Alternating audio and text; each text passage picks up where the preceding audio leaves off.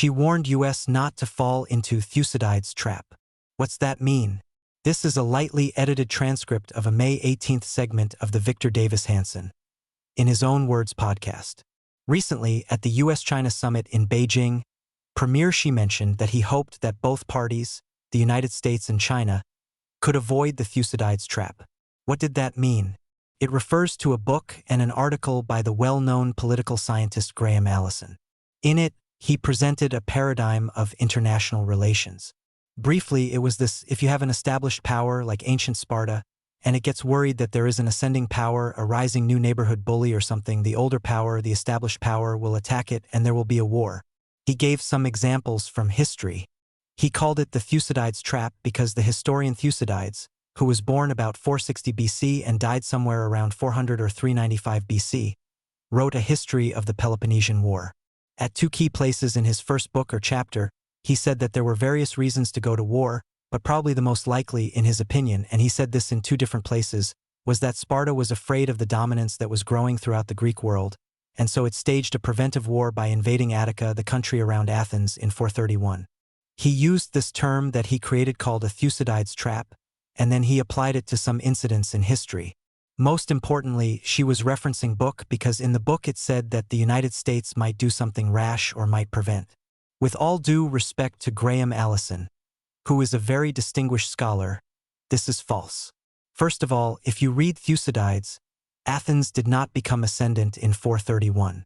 It was responsible for the victory at Salamis.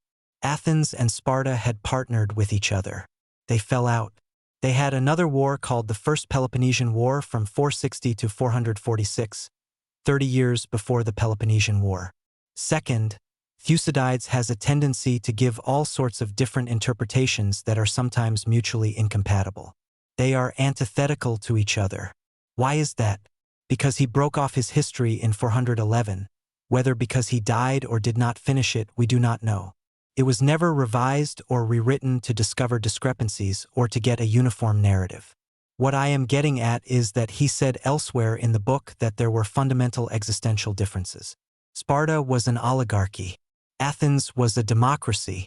Sparta was a land power with a superb infantry. Athens was a maritime empire with a great navy. Athens was cosmopolitan. Sparta was insular and parochial. Tribally or ethnically, the Athenian Greeks were Ionian. The Spartans were Dorian. The Athenians had a model of chattel slavery. The Spartans used indentured serfs or helots. I could go on, but there were so many differences that Thucydides accentuated throughout the history. It was bound, maybe, that they would have problems as they did in the First Peloponnesian War and as they did after the Persian War well before this. Does this apply to us at all with China? No. I do not think that we are a stodgy, worried establishment power and China is the new ascendant worry, and that we are going to preempt. Why do I think that is not going to happen? In all the major criteria that denote whether a superpower is strong or in decline, we are ascending. China is the one that has the problem. Fertility, 1.7 for us. China, 1.0, shrinking and getting older. Oil production, fuel, the stuff that empires are made of. We are the largest producer of gas and oil in the history of civilization. China has to import 70% of its oil. Food. We are the biggest exporter in the world, and the value of our agricultural products is unmatched. China, as it gets more affluent, has tastes that have diverged, and it is importing 30% of its food. Nuclear power. We are the greatest civilian user of nuclear power, and we are ahead in fusion nuclear power. For military purposes, I do not want to get into that, but we have 6,000 to 7,000 nuclear weapons. China has 600 to 700. Nuclear aircraft carriers and carrier groups. We invented them 100 years ago. We have had 100 years of expertise. China has about 15 years. China is trying to get a third carrier group. We have 11. Combat aircraft. Ours are better and more numerous. We could go on, but in every barometer of cultural, social, military, and political power, we overshadow China. We are a free society. Our constitution is older and more stable. 8 of the top 10 companies in the world by market capitalization are American, not Chinese. One American produces 40% more gross domestic product than 4 of his Chinese counterparts. So that model that we are worried because we are losing influence or power to this upstart does not really hold.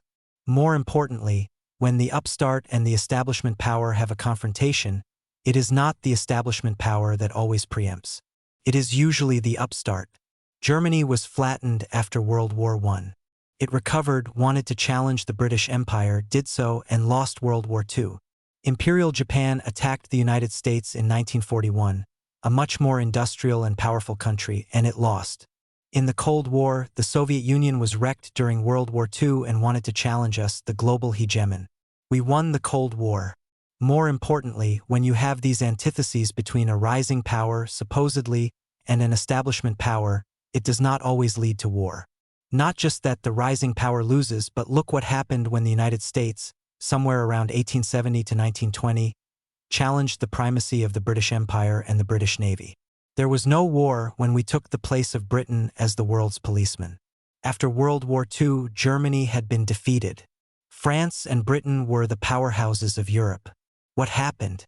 There was a German miracle, and West Germany alone by 1970 was running Europe. There was no war between these two nations, these two blocs. War is not inevitable.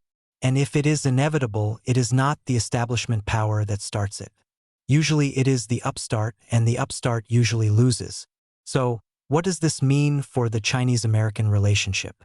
There is no Thucydides trap, ancient or modern. We are not Athens, and they are not Sparta. We are not going to start a preventive war to stop China's rise. If anything, China is starting to have fundamental existential problems with fertility, finance, debt, energy, and food that make it unstable. But we both are nuclear powers. We deter each other. So, how will these fundamental differences be resolved? Taiwan is a sore spot, but mostly it will be resolved because both sides have nuclear weapons and do not want Armageddon. There will be a balance of power. One side will try to be friendly with Russia. The other side will try to be friendly with Russia. There will be a Kissinger triangulation. No better friend, no worse enemy, each one to one another in a triangle. We have alliances. China has North Korea and what is left of Iran. Sometimes it cozies up to Russia. We have NATO. We have the Western Hemisphere. We have Japan, Australia, the Philippines, and South Korea. So, we have a balance of power, alliances, and military deterrence. There is no Thucydides trap. If there were, it would not apply to us. If it did apply to us, we would not start a war. And if we did start a war, we would be foolish, but we would probably win a conventional war. The entire notion that Premier Xi suggested is bankrupt, but it should be expected from the Chinese to adopt the idea that they are the rising power and that we are on the way out. That is untrue. Reprinted by permission from the Daily Signal, a publication of the Heritage Foundation.